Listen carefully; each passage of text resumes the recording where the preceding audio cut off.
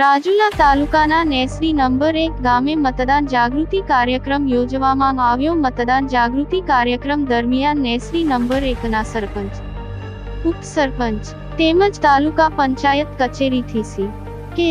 જિંજાળા તેમજ તાલુકા મંત્રી એ.બી.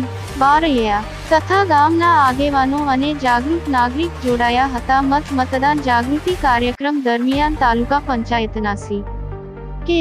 જિંજાળા દ્વારા નેસડી નંબર 1 ગામની આંગણવાડી કેન્દ્ર ઉપર આ કાર્યક્રમ યોજવામાં આવ્યો હતો. મતદાન જાગૃતિ કાર્યક્રમમાં નેસડી નંબર 1 ના ગ્રામજનો દ્વારા મતદાન જાગૃતિ કાર્યક્રમ દરમિયાન મતદાનનું મૂલ્ય તેમજ આપણો અધિકાર તેમજ આપણી વિશે માહિતી નેસડી નંબર 1 ના મંત્રી સાહેબ દ્વારા પૂરી પાડવામાં આવી હતી.